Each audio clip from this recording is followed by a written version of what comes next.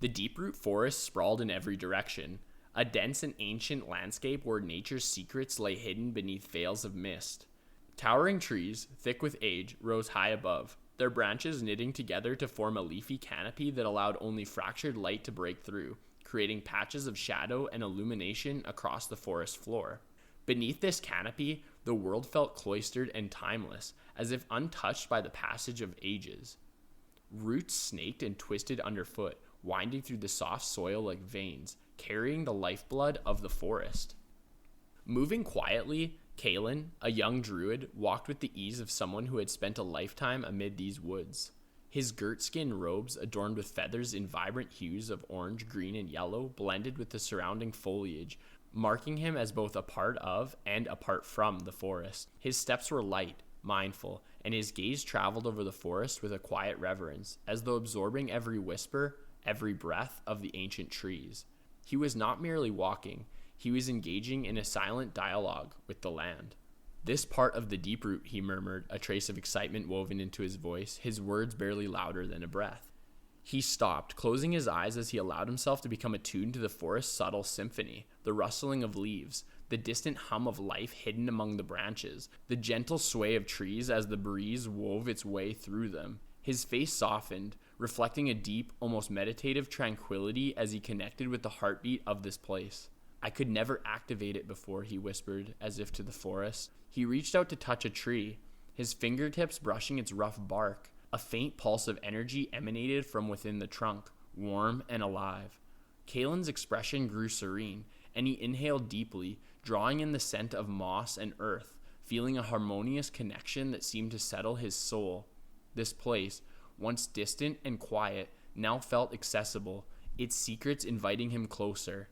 "But now," he murmured, his voice a soft confession to the ancient trees around him, "it's as easy as listening to the breeze."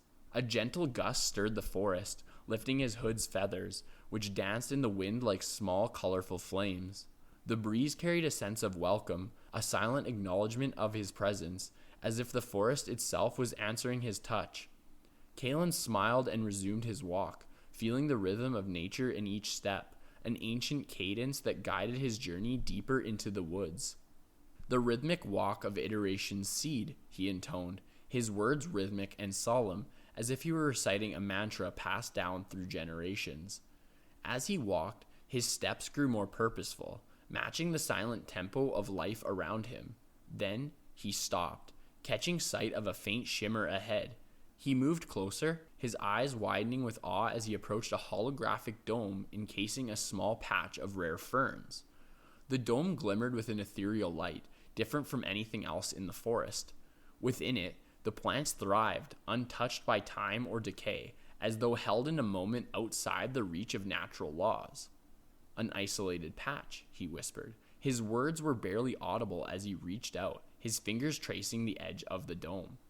The surface hummed softly under his touch, a gentle vibration that seemed to resonate with the forest's energy. He studied the plants within, each frond a rich, vibrant green, each vein within the leaves perfectly formed, unmarred by the passing years. It was as if he were seeing a window into an untouched world, a fragment of wilderness preserved in timeless stasis. His eyes lingered on the ferns, marveling at their color, their form, the intricate beauty preserved within this small sealed world. To Kalen, it felt like a piece of lore captured and saved from the march of time, a reminder of a world untainted, filled with wonder and mystery. "Space here in the wild holds many renderings," he murmured, his tone carrying both awe and sorrow. He lowered his gaze, a faint sadness darkening his expression. He could feel the weight of lost knowledge, of forgotten verses, and shadowed lore buried in these lands, echoes of history that lingered but could never be reclaimed in full. Verse lost to the sand, shadowed lore, embedded in these lands. His words hung in the air as he turned away from the dome, carrying with him a sense of purpose renewed. He continued through the forest, his steps light yet steady, as if the land beneath his feet was revealing its stories with every stride. His journey brought him to a scattered stone shrine, half buried in moss and cloaked in age. It seemed to have risen organically from the earth, each stone bearing the marks of time's slow, relentless hand. On one stone rested a 2D panel, carved to depict a massive dragon laying waste to a city. Kalen's breath caught as he watched the image begin to shift, the dragon's form rippling with life. Its wings beat powerfully, and fire spilt from its mouth, engulfing the tiny buildings below in a wave of flame. The forest around him seemed to blur as though drawn into the scene, becoming part of the vision. It felt like a glimpse into another era, a fragment of the future or a story from a world beyond his reach. Glimpses of the future, he whispered in trance. Phrase from another time.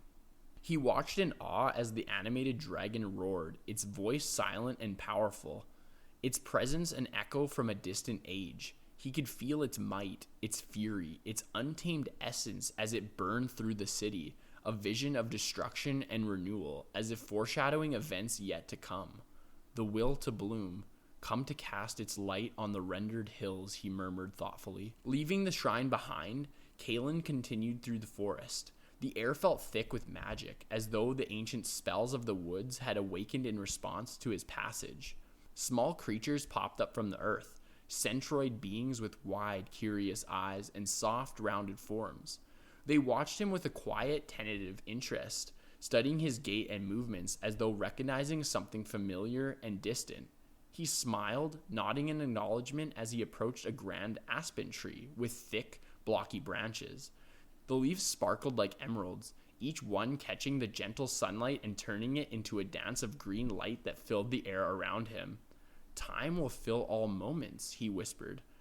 He paused before a white stone block that bore an etching of the alchemical symbol for water, a reminder of life's cycles, of flow and transformation.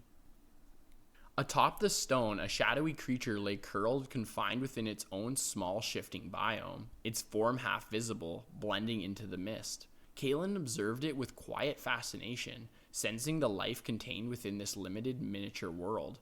He moved on, his gaze drawn from one marvel to another, each unique and self-contained, like chapters in a book of living mysteries. He reached the boundary of a peculiar biome, where floating stars glimmered in a miniature night sky, and a bear and a moose wandered in circles around a checkered stone structure. Their movements were slow, measured, as though they were guardians bound to protect this starlit sanctuary. Constellated mystery, forever into the horizon, he murmured. His voice was filled with wonder. The sight filled him with a profound sense of curiosity, a sense of being part of something far greater than himself. Just then, he felt a presence, an almost imperceptible shift of energy that brushed against his mind, stirring his spirit. "What are you?" he whispered. His voice was soft. A voice responded, its tone ethereal and tinged with mystery. "A Manakari," it answered, the words laced with a gentle playfulness. "I thought you knew." Kalen's brow furrowed in thought, curiosity lighting his eyes. "Not a Kachina?" he asked. "No, those are toy spirits," replied the Manakari spirit, its tone amused. "Right," Kalen said, nodding in understanding. "And the Manakari?" "Not sylphs either," the spirit chuckled. "We are spirits of mystery, of the forest, each air and seed." The air around Kalen seemed to thicken as the spirit's voice merged with the sounds of the forest, filling the space with a palpable presence, ancient and wise. "We are the whisper of Pan, accessible to those who see," the spirit continued, its words drifting through the air like a breeze. "Do not worry, you have nothing to fear." The Manakari's spirit form condensed, shifting into a single vibrant leaf that floated down to the ground. As the leaf touched the earth, a cave entrance revealed itself before him, dark and mysterious, beckoning him to step forward. "What kind of passage is this?" Kalen wondered aloud, his heart pounding with anticipation. "Where does it go?" With quiet determination, he stepped into the cave, descending into the darkness. The air grew cooler, and a profound silence settled around him. Even his footsteps seemed to vanish into the void, as though the cave itself absorbed all sound, creating a space of absolute stillness. "The other side," he whispered, his voice reverent. Ahead of him, a fawn emerged in a clearing, bathed in a soft, mystical light that seemed to seep through the stone above. The fawn's form was graceful, its features delicate yet wild, eyes warm and curious. "You," Kalen whispered, his breath catching as he took in the fawn's beauty. The fawn's cheeks flushed, glancing shyly away. "Such beauty," Kalen said, awe filling his voice. I do not know what to say," the fawn stammered, its voice trembling with shyness. Kalen simply smiled. "Do not say. What blessing have I come across?" The fawn twirled, transforming into two grand blocky trees. Kalen traced the intricate molecular symbols on their bark, marveling at the mystery woven into their very structure. "Nature is so mysterious," he murmured. "I love it." In the silence that followed, Kalen felt something tugging at his mind, guiding him onward. Kalen's gaze lingered on the two blocky trees, their bark carved with intricate molecular symbols that seemed to pulse faintly, as if alive with the rhythms of the forest. Each line, each pattern on the trees, spoke to him in a language older than words, a language of nature's vast and secret design. With a soft, reverent touch, he traced the lines, feeling the energy woven into their ancient form. The forest felt almost sentient around him, as if he had stepped not just into a grove, but into a realm of wisdom, a space where knowledge took root and grew. He let his hand fall from the tree, his mind still filled with wonder, when he noticed something unusual on the ground, a set of tracks, faint but distinct, pressed into the damp earth. He crouched beside them, his brow furrowing as he examined the prints. They were unfamiliar, yet somehow intentional, like an imprint from a creature that bore meaning beyond itself. "What sort of track is this?" Kalen wondered aloud, his voice a murmur in the silence of the forest. What could it be? He rose, his curiosity piqued, and began to follow the tracks, weaving around gnarled roots and low-hanging branches. The trail led him to a white, blocky pillar, standing solitary in a small patch of sand, a curious sight among the lush greenery. The pillar stood silent, its presence ancient, as if placed by forces beyond comprehension. Kalen circled it slowly, studying every surface. "Based on my knowledge of Manakari," he muttered to himself, running his fingers along the stone's cool surface, "they shouldn't leave behind tracks. There could be other creatures here, on the edge of the frontier."